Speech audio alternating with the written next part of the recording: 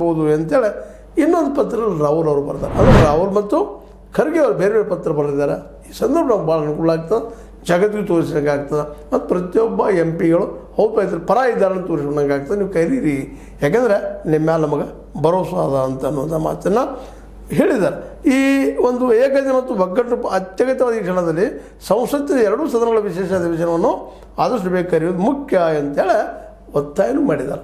ಇದೇ ನೆಲೆಯಲ್ಲೇ ನಮ್ಮ ಜಾವರು RJDಯಿಂದ ಆಗಿರ್ಬೋದು, ಮತ್ತು ಅದೇ ಕಾಲಕ್ಕೆ ನಮ್ಮ ಪಿ ಸಂತೋಷ್ ಕುಮಾರ್ ಅವರಾಗಿರ್ಬೋದು, ನಮ್ಮ ಅದೇ ಕಾಲಕ್ಕೆ ಅಖಿಲೇಶ್ ಯಾದವ್ ಅವರಾಗಿರ್ಬೋದು, RJD ಜೊತೆಗೆ JDS ಆಯಿತು, ಮತ್ತು ಅದು ಎಲ್ಲರೂ ಇವತ್ತು ಮಮತಾ ಬ್ಯಾನರ್ಜಿ ಅವರ ತೃಣಮೂಲ ಕಾಂಗ್ರೆಸ್ ಆಯಿತು, ಇವರೆಲ್ಲರೂ ಇವತ್ತು ಇಲ್ಲ ನೀವು ಕರೀರಿ ಅನ್ನುವಂಥ ಮಾತಾಡ್ತಾ ಇದ್ದಾರೆ.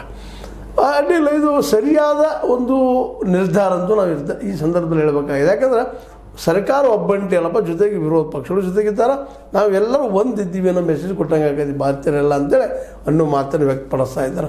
ಇದು ಸಹಜವಾಗಿ ಎಲ್ಲರಿಗೂ ಹೌದಪ್ಪ ಇದು ಒಪ್ಪಂದ ವಿಷಯ ಅಂತ. ಆದರೆ ಅಧಿವೇಶನ ಕರೀತಾರಾ ಅನ್ನುವಂಥದ್ದು ಇನ್ನೊಂದು ಮಾತದ ಇಲ್ಲ. ಯಾಕಂದ್ರೆ BJP ಕರಿಬೇಕು, ಅದನ್ನು ಸರ್ಕಾರ ಕರಿಬೇಕು, ಸರ್ಕಾರ ಕರಿತದನ ಅಂತ. ಯಾಕಂದ್ರೆ ಈ ಒಟ್ಟು ಇಲ್ಲಿ ಯಶಸ್ವಿ ಆಗ್ತೀವಿ ಅನ್ನೋಂಥ ದೃಢ ನಿರ್ಧಾರವಾದ.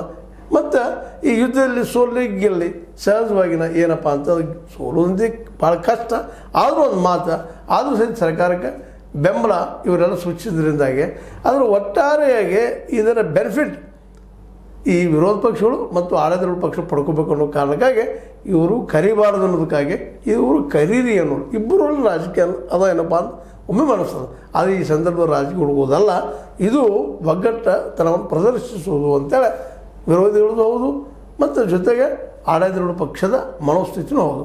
ಆದರೂ ಸಹಿತ ಅಧಿವೇಶನವನ್ನು ಮೋದಿಯವರು ಕರೀತಾರಾ ಅನ್ನೋ ಒಂದು ದೊಡ್ಡ ಗಂಭೀರವಾದ ಪ್ರಶ್ನೆ ಮುಂದದ.